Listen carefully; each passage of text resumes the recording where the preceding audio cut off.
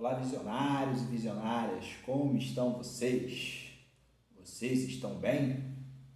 No vídeo de hoje a gente vai conversar um pouco sobre produtos do mercado financeiro, beleza? Como você pode utilizar alguns tipos de produtos de modo a economizar muito dinheiro nas suas relações de consumo, tá? Então a gente vai falar um pouquinho sobre alguns produtos que podem substituir outros que você normalmente está mais acostumado e que de repente você não tenha a noção de que aquele produto pode ser mais benéfico para a situação em que você está e muitas vezes você não tem nem conhecimento disso, beleza? Então, sem mais delongas, vamos para o vídeo. Quantas vezes você já tentou comprar, por exemplo, um veículo, tá? Aqui a gente hoje vai falar sobre situações do cotidiano, da maioria das pessoas, beleza? Vamos fugir um pouco daquela filosofia do somente investimento, até porque para que haja produtos de investimento, outras pessoas precisam tomar, por exemplo, crédito para que seja remunerado o dinheiro que está aplicado ali para este fim, beleza? Então vamos falar um pouquinho sobre algo fora da caixinha, tá? Muita gente hoje prega muito pelo investimento. Eu tenho investimentos, porém eu também tenho crédito tomado para alguns tipos de investimentos feitos com algum retorno, beleza? Então, normalmente a aquisição de algum bem que vai me trazer um retorno e que aí eu vou usar a parte desse retorno para pagar parte deste crédito também, beleza? Então, o pensamento consciente do uso de crédito, principalmente, é dentro dessa linha de raciocínio. Se você vai tomar um crédito para fazer um investimento, normalmente esse crédito é responsável, tá? E aí você está gerando recurso, você está fazendo dinheiro propriamente dito, beleza?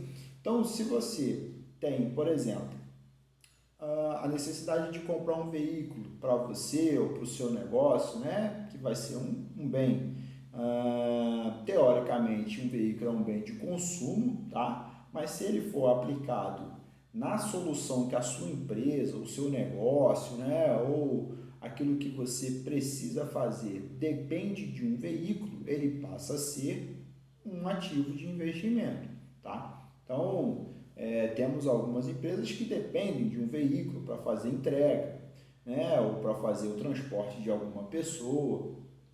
Nesse caso, esse ativo traz um rendimento e aí ele se torna um investimento. Por mais que ele tenha ali a depreciação, né, no passar dos anos, mas ele te traz um retorno e tudo isso tem que ser calculado, tá? Se todo investimento feito vai trazer o retorno para a aquisição de um outro veículo.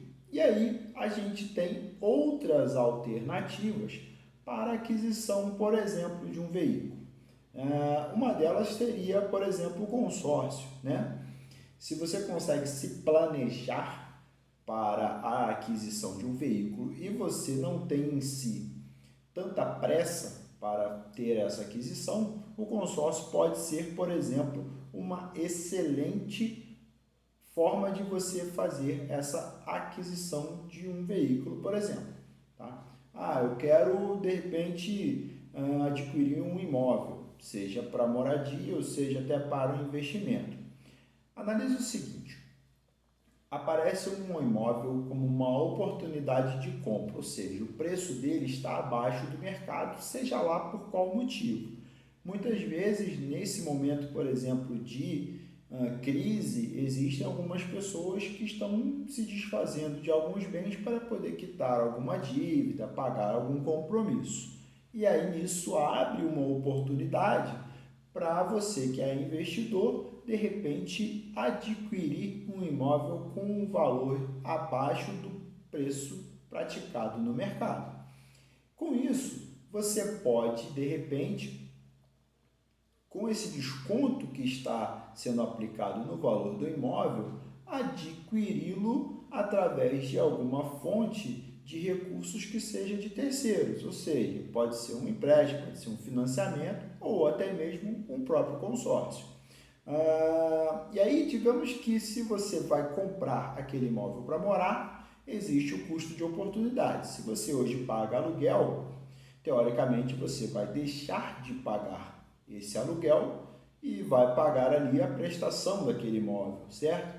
Se você comprou abaixo do valor do mercado, você tem a oportunidade ali de ter uma margem ali onde os juros de repente aplicados ou a taxa de administração, no caso de um consórcio, você tem aquela margem ali que você, né, pode ter um acréscimo e parar de pagar aquele aluguel passando a pagar uma parcela.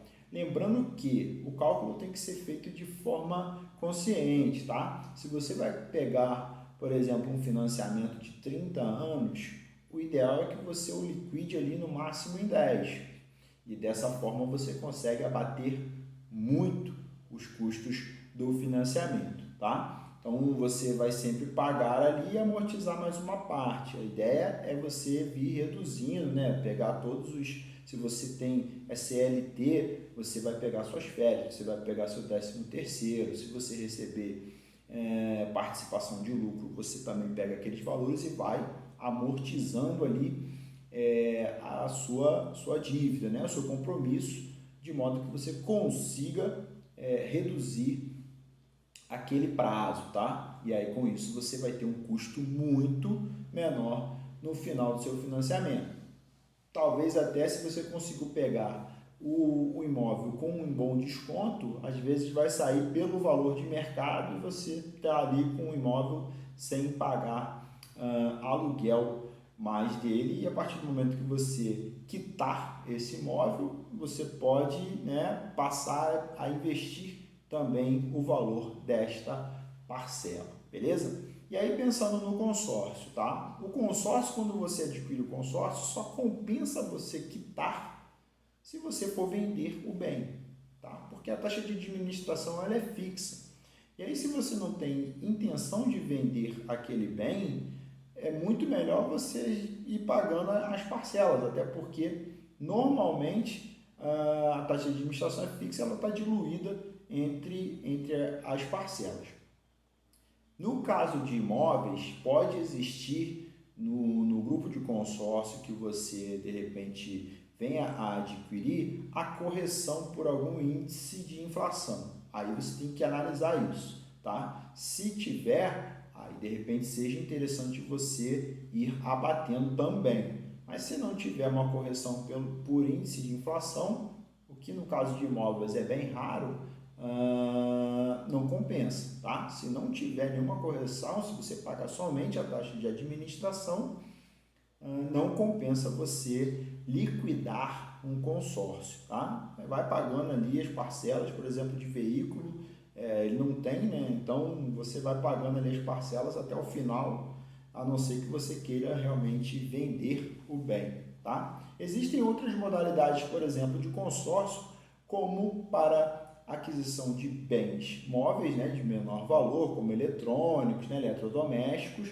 e também para serviços, tá? Eu recentemente utilizei uma carta de consórcio para poder fazer a manutenção no muro, né, da residência, e esse muro deu um problema, ele começou a tombar e a gente, né, fez ali tanto a demolição, serviço de demolição, quanto a reconstrução desse muro, tá? Então tá lá agora perfeitinho, e a gente fez o pagamento através de um consórcio de serviços, tá? Normalmente os prazos giram ali no máximo em 48 meses, eles não têm alienação, né? Porque é um serviço, os lances ali ficam em torno de 40%, 50% no início dos grupos, mas é uma excelente oportunidade para você não se descapitalizar totalmente. Então você paga ali uma taxa de administração, mas você consegue ali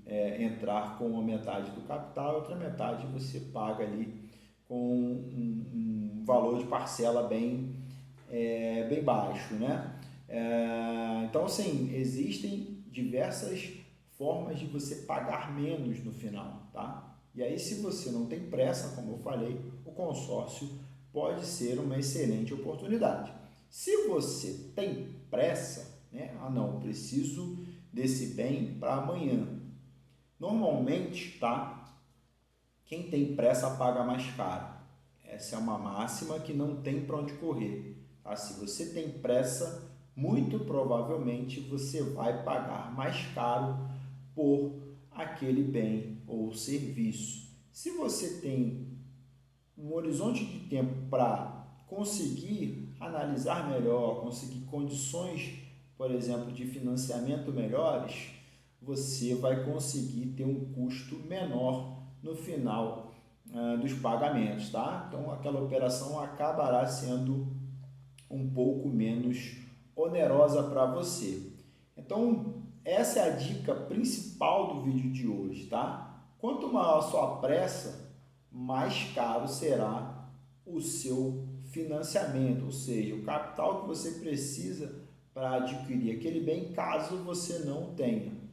Então, se você tem pressa, muito provavelmente você vai pagar mais caro do que aquela pessoa que não tenha tanta pressa assim para fazer a aquisição daquele bem ou serviço e que consegue se planejar, muitas vezes até fazendo um plano de investimento para a aquisição daquele bem, e aí ao invés dele pagar, tá, juros ou mesmo a taxa de administração para um terceiro, ele consegue receber juros, né, daquelas pessoas que normalmente tomam crédito, e vai ter ali um período a mais para poder ter aquele bem ou serviço, porém ele será muito mais em conta, tá? Então essa é a mensagem do vídeo de hoje. Tenha sempre em mente isso. Quando você for avaliar a aquisição de qualquer bem ou serviço, analise se ele realmente é extremamente importante para você naquele momento ou se não pode esperar um pouco. Porque tudo que é imediato é mais caro. E se você precisar fazer um investimento a longo prazo, se você tiver tempo para planejar, ele será muito mais em conta.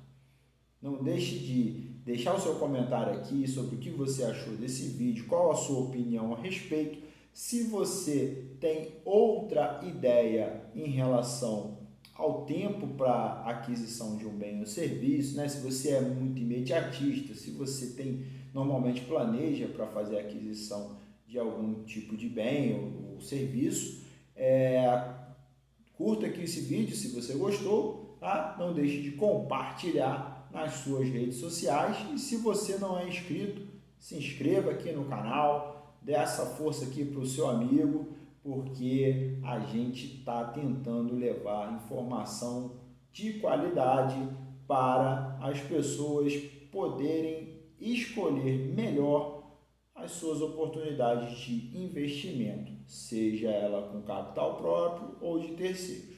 Beleza? Aquele abraço, até o próximo vídeo e tchau!